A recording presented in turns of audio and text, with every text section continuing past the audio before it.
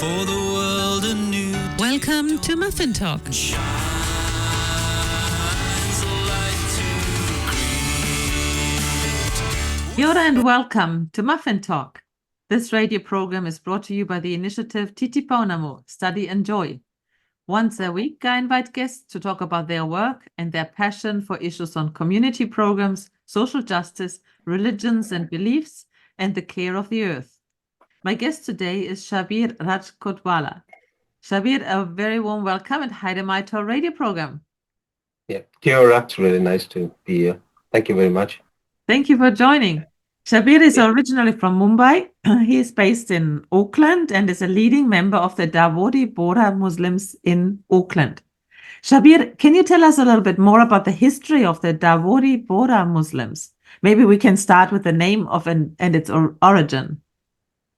So Dawoodi Bohras, we are approximately 1 million strong Muslim group who originate originally from India, tracing back our ancestries to Yemen and to Saudi Arabia, where Islam basically started, to Prophet Muhammad. So we live and work here in New Zealand, and we are spread around 40 countries around the world. And I'm proud to say that I'm a very proud Kiwi, New Zealander. Bohra itself means traders, as I think so I explained that. It comes from the word vohorvu or vyavar, which means to trade. And that reflects the community's involvement in trade and business, and so that's a little bit about us. But Shabbir, quickly, what language is that, Bohra? Bohra is in Gujarati. It comes from the western part of India. Gujarati is spoken. One of the languages in around 3,000 odd dialects that we speak. So Gujarati is spoken in the western part predominantly. Yeah. So about the origins, so you say they come from? So we have our origins are rooted in India. Dawoodi Bohras largely are rooted in India. Going back 9 centuries, we have been in India. And obviously, if you trace back in that sense, I mean, it would go back to Saudi Arabia where Prophet Muhammad lived. So the origin is from the Fatimi culture, which is the daughter of Prophet Muhammad, Fatima, and her sons, and that's how we take our lineage from. It's fascinating that you are taking it from a daughter of the Prophet. That's correct. Yeah. Does that have an women impact? play a very important role in Fatimi culture. So yeah. So the women in your congregation will be very proud of it, right? They are very well respected, very highly placed in. They a lot of them are entrepreneurs as well and business owners here in New Zealand as well, who are doing quite well for themselves as professionals, as entrepreneurs. Yeah. Your presence in New Zealand is relatively recent. Yes, yeah. I mean, in terms of New Zealand history timeline, yes, we are quite recent entry. Roughly around the first immigrants came around 40 plus years ago. Yeah. They migrated from East Africa, and then the large wave came through around 2000, 2003, where mostly came from India. And then obviously we are not limited to India. We have community members who are from Pakistan, Bangladesh, Sri Lanka, Africa. So, but obviously India becomes the largest stakeholder. And are they all traders? Because they're all Bohra. Are they all traders? Not really. I mean, here we have most of them as professionals who are migrated. So you will find doctors, surgeons, engineers, IT professionals is one of the largest group amongst us. And then there are now everyone is starting to venture out into their own businesses. And we have many small businesses that have sprung up in the last few years, kind of. So we are going back to our roots of, even though we might be professionals, I mean, we are still going back to our roots of business. I mean, it could be as a professional or as a trader or a service provider. Yeah. When I met you last time, you talked about not having any, not taking any debts or not loaning money. And if you are professionals and you're starting a new life in New Zealand, this must be very hard to continue with this tradition, isn't it? It is, yeah, it is. I mean, so His Holiness Sayyid Mufaddal Saifuddin, who is the head of the Dawoodi Bohras, who is the spiritual father of our community, who resides in Mumbai currently. Um, so we get huge. There is a system in Islam called Qardan Hasana, which is mentioned in Quran as well. So Qardan Hasana is a good loan. So people, when they migrate to these countries or any assistance is seek, so His Holiness would at times, uh, I mean, mostly provide, if a family is needed, then they would receive a Qardan Hasana to set up their family's system. And, yeah. So no form of interest is permitted in the community. And, This is certainly also a way to bond the community together and to be a strong community. yes, it is. Yeah, I mean there are many levels to it and many layers to that. And yes, one of them is definitely strong bonding in the community. It's about fostership. So His Holiness has promoted fostership a lot within the community. Uh, it's so the idea is being presented by him, his father, and his grandfather, is that when you give a person in fostership, make him so strong that he is able to not only help himself, but he is able to help someone else. It is not only limited to the first person that you're helping. It goes beyond that. So So you yeah. have a ripple effect. Yes, yeah. That's wonderful. And you mentioned already that the community consists of Indians, immigrants from Africa and Pakistan, etc. But the majority are Indians, and you speak Gujarati? So we speak Lisanul Dawat, which is an amalgamated form of a language, which comprises large part of Arabic, um, a good portion of Gujarati. The baseline sounds like Gujarati, but the words that we use are from Arabic, some borrowed from Persian language, some borrowed from Urdu, and so on, kind of. So it's an amalgamated language that was formed um, during the spread of the Dawoodi Bohra faith. Yeah. So this is Lisan. It's called Lisanul Dawat. It's not purely a Gujarati. It may sound like Gujarati, but it is not purely Gujarati. Yeah. But if it's an amalgamation of different languages, almost like a secret language, isn't it? Uh, yes. I mean, it was not it, but it was more because for the spiritual text and other things to be understood by the community members Yeah. more correctly. Because there are certain things in Arabic that would not have an equivalent meaning in Gujarati or in any other language, particularly text from Quran.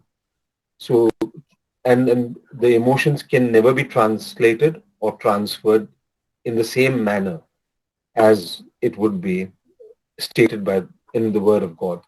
And that's language is Arabic, and that's Quran. That helps a bit to understand, but I Yeah, think it's wonderful to, if you have a community that has all these different roots, to find a way to incorporate all of them in a certain yeah, way. And yeah, that's great. And so the language is one thing that is quite special to you, and the it other, is. Yeah, the clothes. You told me about the clothes. You can yes, yeah. tell if somebody is from your community. Is that right? Yeah, that's right. I mean, we men typically wear a three-piece clothing, which is the top layer is called a saya. Then you have the inner as a kurta, and then an izar. And on head we wear a topi, which can vary from white with a golden border to a full golden one. And women would wear a two-piece thing, which is kind of, it's called rida. So there's a top part and then there's a bottom skirt kind of thing that's worn by the woman, which is colorful, which is quite colorful in women. And so this is the dress that we wear. Typically, I mean, we are encouraged to wear in our daily lives. So in the Dawoodi Bohra faith system, it is religion and your personal life are two different things. You live, it's a way of life. You live that way. So you will find a lot of people who would be wearing these attire to the work. They would be wearing to, like my wife, she wears the rida to her work as well. And in New Zealand, it's pretty much globally as well. I mean, you would be in Houston, or you may be in London, or you may be anywhere. Even in Germany, we have a community of them. So you will find them wearing the same attire and same traditional values that they carry. And has that been from the beginning? Is that the person who started your communities in the beginning, hundreds of years? How long ago was that? Yeah, so I mean, Islam basically has started roughly 1400 plus years. Now we are 1400 years on, kind of. So we are from since then. The tradition and the clothings may have slightly changed as things change in life, but yeah, this has been our clothing for ever since we know, kind of. And you have a center, a community center in Auckland. Can you tell us a little bit how life is in the community center? How important is it? So we purchased this. I mean, it was in 2007, 2008. We bought this community center when we felt the need that the congregation needs. And this was all done by assistance of His Holiness's father, late His Holiness Sayyidina Muhammad Brahman, who helped us buy this community center. And so this has become a meeting point for us. Everything is held over there. We did show you that there are classes down there, which we call a madrasa, where it's religious and cultural education is imparted over there. So both the things happen in the same. And then on the upper level that you saw, that's a prayer hall where men and women congregate together and pray. During Ramadan, we'll be having our prayers. And the other important period is the beginning of the year is Muharram. And the 10 days, there are sermons that are held. And we take time off from our work. We devote purely time to those 10 days and attend those sermons. So everything is held. It's one kind of place where Markaz means center. So Wajihi is a name as a pronoun, and then Markaz means a center. So it's a center for us. And hopefully one day we will build a masjid over there. Yeah. Would you, is the center different to any other Muslim centers, or would the mosque be different to any other mosque? Or would it be exactly the same, but with your language and with your clothes, etc.? The center probably, I think so, would be quite similar. I mean, and even the mosque masjid would be the same as any other masjid. Maybe the architectural features might, because we incorporate the Fatimid style of architecture. So we have a very unique lineage to this architecture, which goes back to Cairo and Misr, where the Fatimid Imams had founded these cities, and the architecture from there is borrowed into our masjids around the world.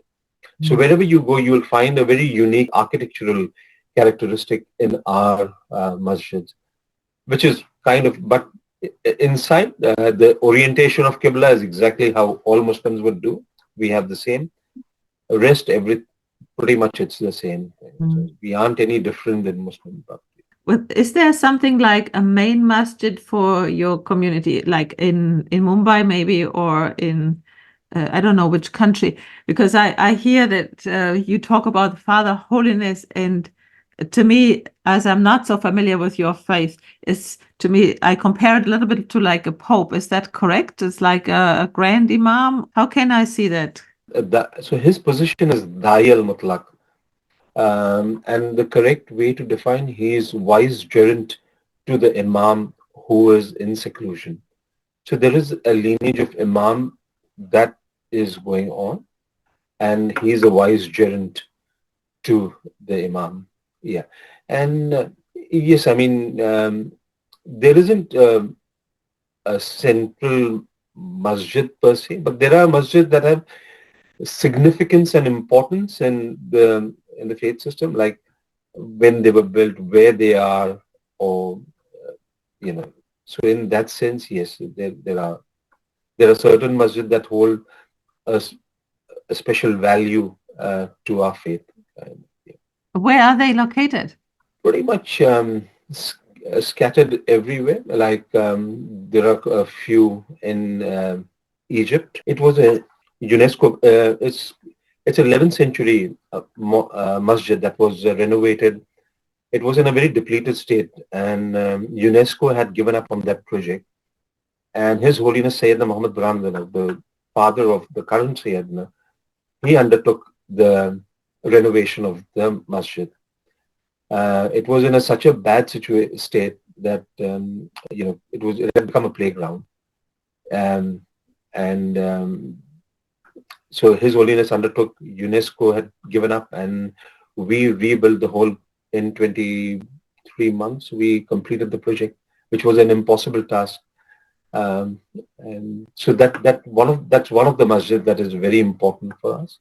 Mhm. So built by the imams, built by, like there is one in Mumbai recently that's been redone after 100 years now. So that is an important one for us as well. That's called Gurat al-Masajid, Safi Masjid. And we believe in retaining the architectural values of the building unamended, and kind of recreating the same as it was before.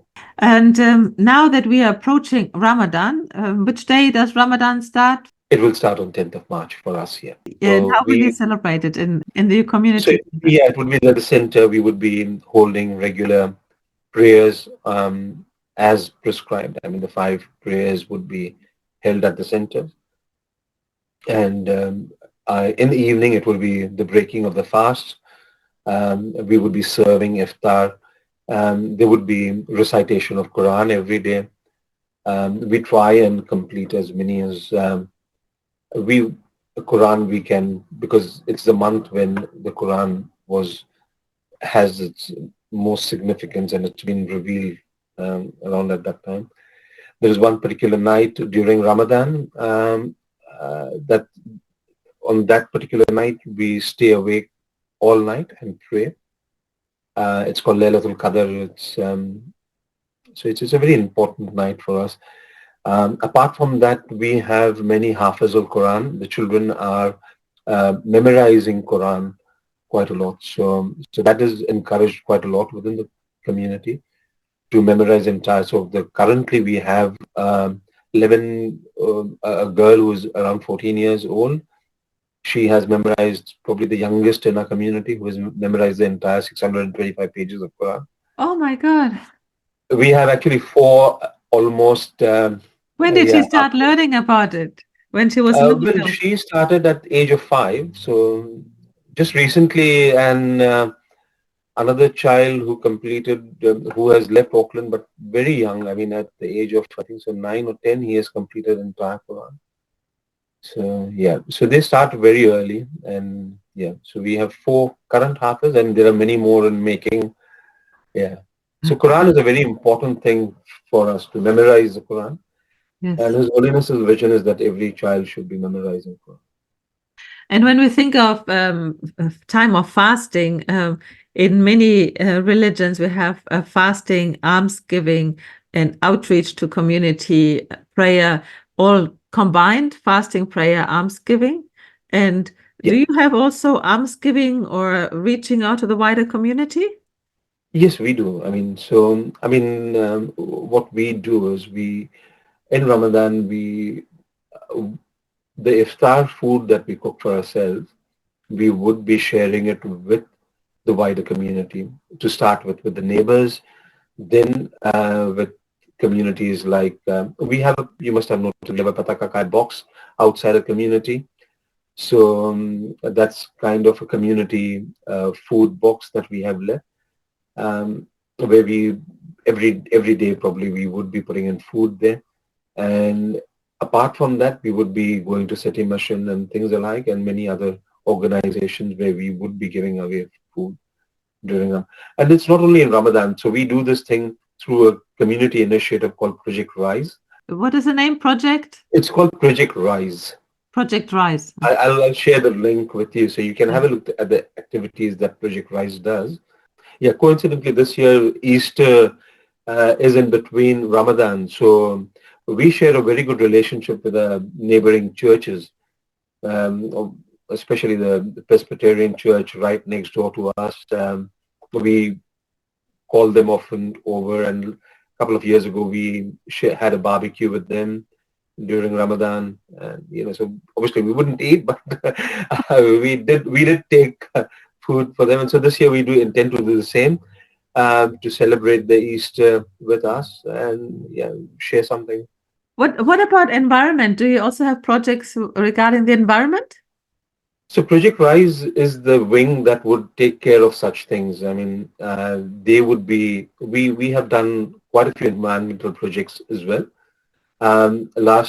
This year, His Holiness turned 80 years. So in West Auckland, in Newland, there is where Olympic Park is. Around there, we planted 80 trees, and so on. So it's been going on for a few years, that every year. And then earlier last year, we did a project at Matukaling, that's up in Waitakere and around Bethels, where we planted and so there's quite a bit of environmental work being done. So His Holiness has a vision of planting 1 million trees globally. And then we have tied up with many NGOs around the world to do various projects. In India, the scales are very huge as compared to what we do here. Recently in Dubai, in Ashura, that's the 10 days.